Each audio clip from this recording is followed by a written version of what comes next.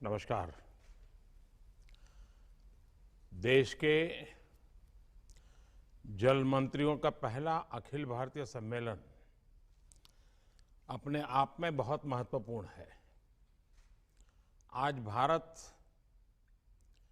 Water security पर अभूतपूर्व काम कर रहा है, अभूतपूर्व निवेश भी कर रहा है।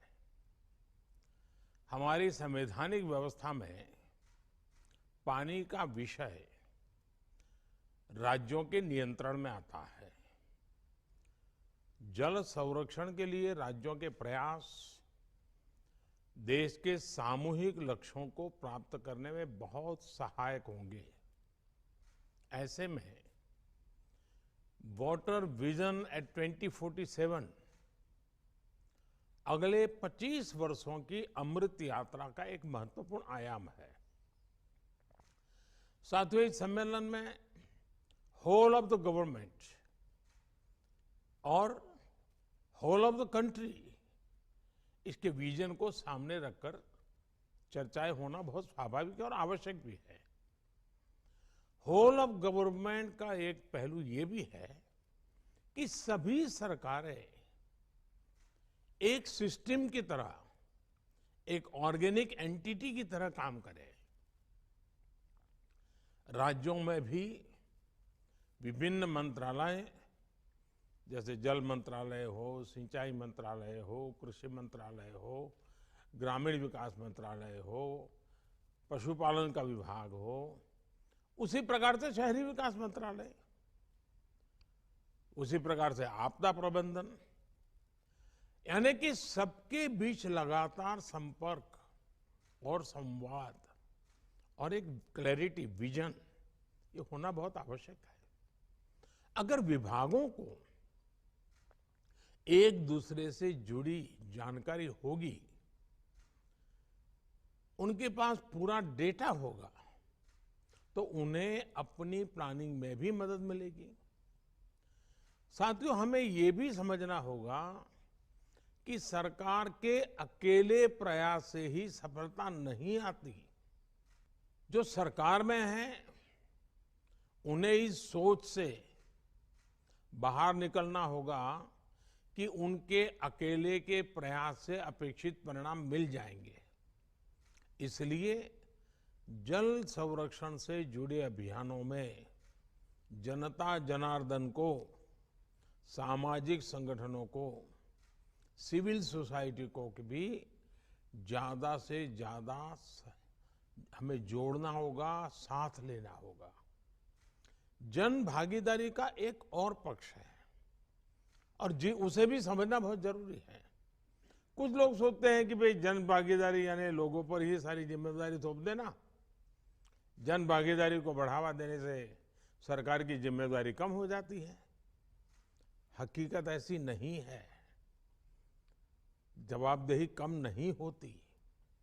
जन भागीदारी का सबसे बड़ा लाभ ये होता है कि जनता जनार्दन को भी ये पता चलता है कि इस अभियान में कितनी मेहनत हो रही है, कितना पैसा लग रहा है, इसके कितने पहलू होते हैं। जब किसी अभियान से जनता जुड़ी रहती है तो उसे कार्य की गंभीरता का पता चलता है, उसके सामर्थ्य का पता चलता है, उसके स्केल का पता चलता है, संसाधन कितने लगते हैं उसका पता चलता है। इससे जनता में जब ये सब देखते हैं, इन्वॉल्व होते हैं, तो ये इस प्रकार की योजना हो या अभियान हो, एक सेंस ऑफ ओनरशिप आती है। और जो सेंस ऑफ ओनरशिप जो है ना, वो सफलता की सबसे बड़ी कुंजी होती है। अब आप देखिए, स्वच्छ भारत अभियान कितना बड़ा उदाहरण है। स्वच्छ भारत अभियान में जब लोग जुड़े तो जनता में भी एक चेतना आई, जागृति आई। गंदगी दूर करने के लिए जो संसाधन जुटाने थे, जो विभिन्न वाटर ट्रीटमेंट प्लांट बनवाने थे, शौचालय बनवाने थे, ऐसे अनेक कार्य सरकार के द्वारा हुए। लेकिन इस अभियान की सफलता तब सुनिश्चित हुई जब जनता में, प्रत्येक नागरिक में सोच आई कि गंदगी नहीं करनी है, गंदगी नहीं होनी चाहिए, गंदगी के प्रति एक नफरत का भाव नागरिकों में आने लगा। अब जनभागीदारी की यही सोच हमें जल संरक्षण के लिए जनता के मन में जगानी है। इसके लिए जनता को हम जितना ज्यादा जागरूक करेंगे, उतना ही प्रभाव पैदा होगा। जैसे हम जल जागरूकता महोत्सवों का आयोजन कर सकते हैं, स्थानीय स्तर पर होने वाले मेलों में पानी को लेकर जागरूकता संबंधी कई आयोजन जोड़ सकते हैं। विशेषकर नई पीढ़ी इस विषय के प्रति जागरूक हो, इसके लिए हमें पाठ्यक्रम से लेकर स्कूलों में एक्टिविटीज तक इनोवेटिव तरीके सोचने होंगे। आप जानते हैं कि देश हर जिले में 75 अमृत सरोवर बना रहा है। आपने भी अपने राज्य में इसमें काफी कुछ काम किया है। इतने कम समय में 25,000 अमृत सरोवर बन भी चुके हैं। जल संरक्षण की दिशा में पूरे विश्व में अपनी तरह का ये अनोखा अभियान है और ये जन भागीदारी इसमें जुड़ी है। लोग इनिशिएटिव ले रहे हैं, लोग इसमें आगे आ रहे हैं। इनका संरक्षण हो, लोग इनसे जुड़े, हमें इस दिशा में निरंतर प्रयास बढ़ाने होंगे। साथियों, हमें पॉलिसी लेवल पर भी पानी से जुड़ी परेशानियों के समाधान के लिए सरकारी नीतियां और ब्यूरोक्रेटिक प्रक्रियाओं से बाहर आना होगा। हमें प्रॉब्लम्स को पहचानने और उसके सॉल्यूशन को खोजने के लिए टेक्नोलॉजी को, इंडस्ट्री को और खासकर स्टार्टअप्स को साथ जोड़ना होगा। जियो सेंसिंग और जियो मैपिंग जैसी टेक्निकों से हमें इस दिशा में काफी मदद मिल सकती है। साथियों, हर घर तक पानी पहुंचाने के लिए जल जीवन मिशन आपके राज्य का एक बड़ा डेवलपमेंट पैरामीटर हुआ है। कई राज्यों ने इसमें अच्छा काम किया है, कई राज्य इस दिशा में आगे बढ़ रहे हैं। अब हमें ये सुनिश्चित करना है कि एक बार ये व्यवस्था बन गई तो आगे उनकी देखरेख भी उतने ही अच्छे ढंग से चलती है। ग्राम पंचायतें जल जीवन मिशन का नेतृत्व करें और काम पूरा होने के बाद ये सर्टिफाई भी करें कि पर्याप्त और स्वच्छ पानी उपलब्ध हो गया है। हर ग्राम पंचायत मासिक या त्रैमासिक रिपोर्ट भी ऑनलाइन सबमिट कर सकती है कि उसके गांव में कितने घरों में नल से जल आ रहा है। पानी की गुणवत्ता सुनिश्चित करने के लिए समय समय पर वाटर टेस्टिंग की प्रणाली भी विकसित की जानी चाहिए। साथियों, हम सभी जानते हैं कि इंडस्ट्री और खेती दो ऐसे सेक्टर्स हैं जिसमें स्वाभाविक रूप से पानी की आवश्यकता बहुत रहती है।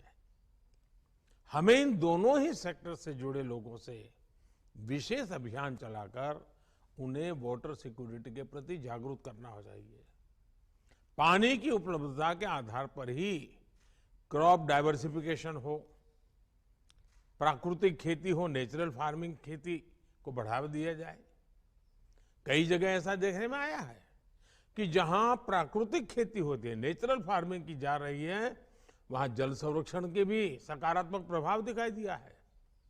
साथियों, प्रधानमंत्री कृषि सिंचाई योजना के तहत सभी राज्यों में तेजी से काम हो रहा है। इसके अंतर्गत पर ड्रॉप मोर क्रॉप अभियान की शुरुआत की गई थी।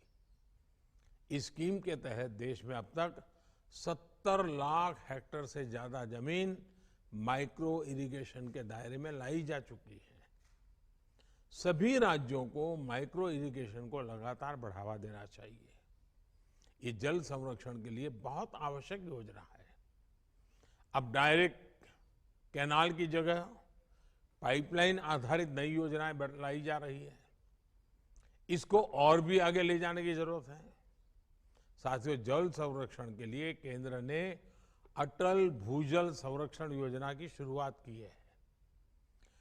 ये एक संवेदनशील अभियान है और इसे उतनी ही संवेदनशीलता से आगे बढ़ाने की जरूरत है। भूजल प्रबंधन के लिए बनाए गए प्राधिकरण सख्ती से इस दिशा में काम करे, ये भी जरूरी है।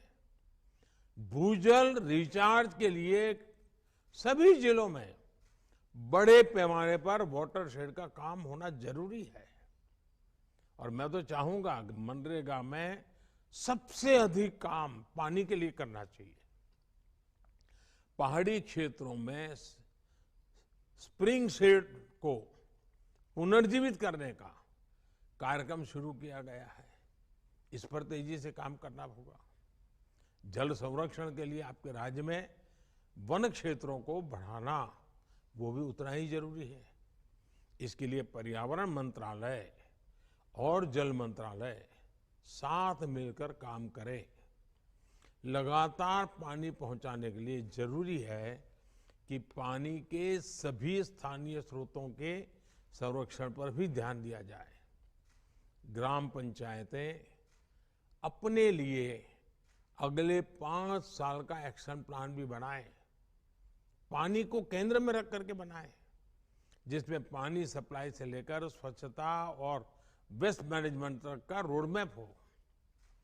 किस गांव में कितना पानी आवश्यक है और उसके लिए क्या काम हो सकता है, इसके आधार पर कुछ राज्यों में पंचायत स्तर पर वाटर बजट तैयार किया गया है।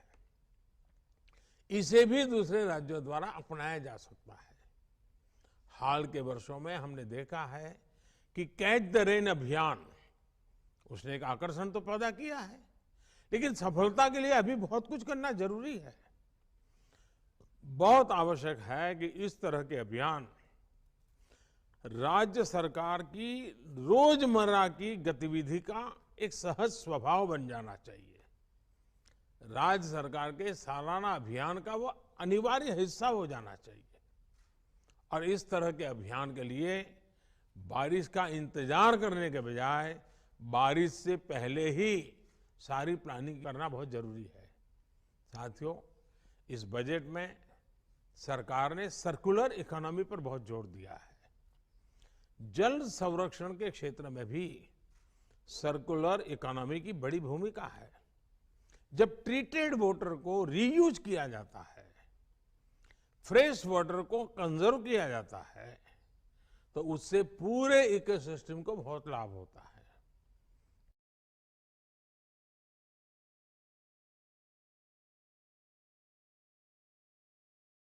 इसलिए पानी का ट्रीटमेंट, पानी की रिसाइकलिंग आवश्यक है। राज्यों द्वारा विभिन्न कार्यों में ट्रीटेड वाटर का इस्तेमाल बढ़ाने की योजना और उसमें वेस्ट में से बेस्ट इनकम भी होती है। आपको लोकल नीड्स की मैपिंग करनी होगी, उस हिसाब से योजनाएं बनानी होगी। हमें एक और बात ध्यान रखनी है, हमारी नदियां, हमारी वाटर बॉडीज पूरे वाटर इकोसिस्टम का सबसे अहम हिस्सा होते हैं।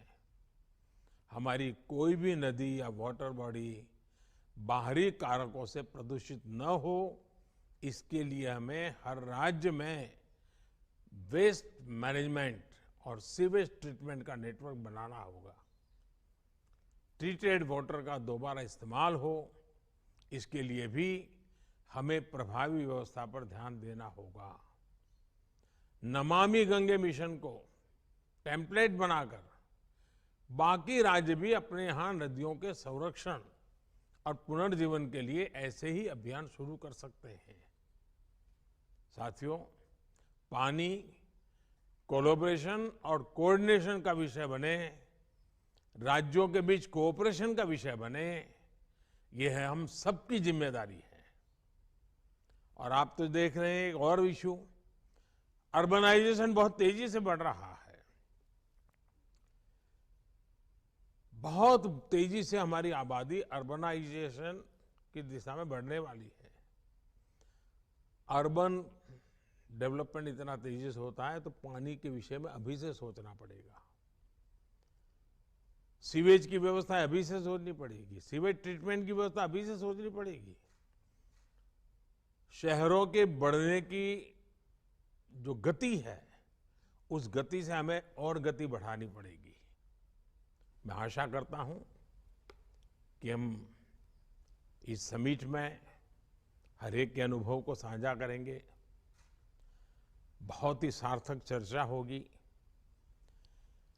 निश्चित कार्य योजना बनेगी और एक संकल्प बन करके आप इसको सिद्धि प्राप्त करने के लिए आगे बढ़ेंगे। हर राज्य अपने राज्य के नागरिकों की सुख सुविधा के लिए, नागरिकों के कर्तव्य पर भी बल देते हुए और सरकार का पानी के प्रति प्राथमिकता वाला काम अगर हम करेंगे तो मुझे विश्वास के साथ कह सकता हूं कि इस वाटर कॉन्फ्रेंस के लिए हम एक बहुत आशाओं के साथ आगे बढ़ेंगे। मेरी आपको बहुत बहुत शुभकामनाएं हैं। धन्यवाद।